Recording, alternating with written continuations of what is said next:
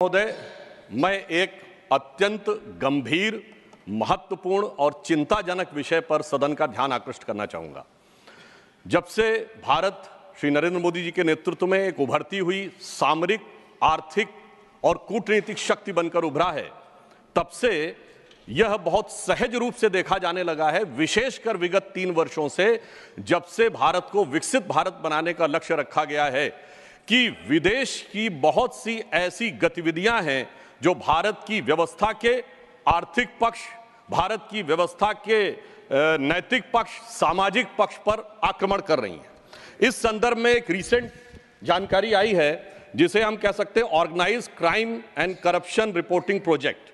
A French publication has recently published its own report based on its investigation on the Sarajevo-based OCCRP, Organized Crime Corruption Reporting Project. This new report of the media report has claimed. You will lay the report on the table of the House. जी। Go ahead.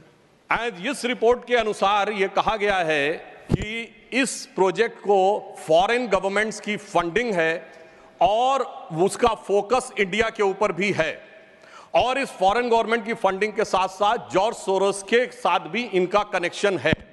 अब ये केवल हम एक report के आधार पर नहीं कह रहे हैं सभापति महोदय, मैं सदन का ध्यान आकृष्ट करना चाहूंगा कि विगत 3 वर्षों से ये क्या एक संयोग है कि जिस समय भारत की संसद का सत्र चलता है, मैं सिर्फ एक संयोग बता रहा हूं, भारतीय फार्मर्स के बारे में रिपोर्ट आती है 3 फरवरी 2021, बजट सत्र है 29 जनवरी 2021। पेगासस रिपोर्ट आती है 18 जुलाई 2021, मानसून सत्र है 19 जुलाई 2021। उसके बाद 31 जनवरी 2023 से भारत की संसद का बजट सत्र शुरू होता है और 24 जनवरी 2023 को हिंडनबर्ग रिपोर्ट आती है।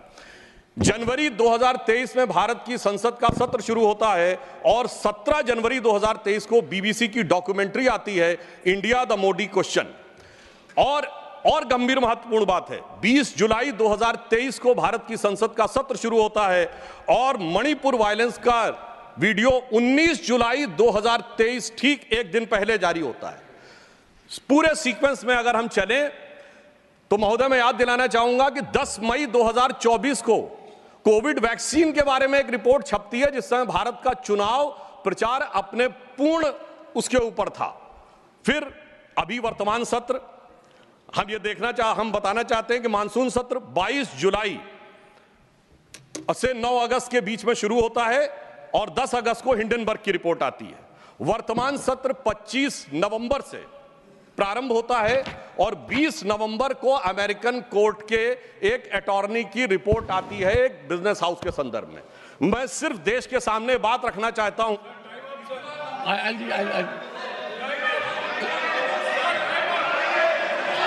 Honorable members, this is honorable members. I'll give honorable members. I will give time because listen to me.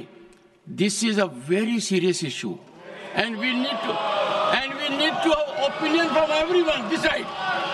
We cannot allow largest democracy to be made dysfunctional by deep state anywhere else. This house should be united in neutralizing any trend, any initiative that is pernicious, dangerous to our sovereignty. I allow Sudhanshu Trivedi to continue.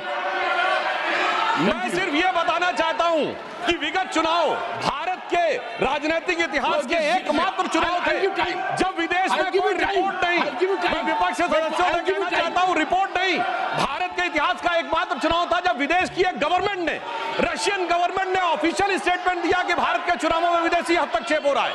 ऐसा भारत के इतिहास में कभी नहीं हुआ और इसके बाद दूसरी सरकार के द्वारा उसका खंडन किया गया। महोदय, मैं अपने विपक्ष के साथियों से पूछना चाहता हूं कि यह जान के हो रहा है या अनजाने में? अगर अनजाने में हो रहा है तो ईमानदारी से आइए और खुलकर चर्चा करिए। यदि जान के हो रहा है तो मैं अनुरोध करना चाहूंगा कि इसके ऊपर गहन जांच होनी चाहिए, क्योंकि निरंतर सभापति महोदय, मैंने कोई घटना कोट नहीं की है, मैंने केवल एक रिपोर्ट कोट नहीं की है, मैंने 3 वर्षों का सीक्वेंस दिया है और जो सदन में बैठ बैठा हुआ हर व्यक्ति इसके साथ अपने साथ बिल्कुल साफ साफ उसे देख सकता है। और मगर मैं यह भी कहना चाहता हूं सभापति महोदय कि जिन लोगों के दिल में यह ख्वाब है, यह बड़ी एक सहज स्वाभाविक सी बात है, जिन लोगों के दिल में यह ख्वाब है कि वो भारत को झुका लेंगे, तो मैं उनसे कहना चाहता हूं कि हम श्री नरेंद्र मोदी जी के नेतृत्व में जिस प्रकार से आगे बढ़ रहे हैं, ये मत सोचें कि विदेश से किसी चीज का आज प्रभाव पड़ने वाला। आज भारत अपने स्वाभिमान के साथ आगे बढ़ रहा है। मैं उन लोगों के लिए कहना चाहूंगा, सर जो विदेश में जाकर यह विचार करते हैं, जो कहते हैं डिफेंडर्स ऑफ डेमोक्रेसी यहां क्यों नहीं कर रहे हैं? सर डिफेंडर्स ऑफ डेमोक्रेसी जिनको कहते थे वो प्रधानमंत्री जी की तारीफ कर रहे हैं।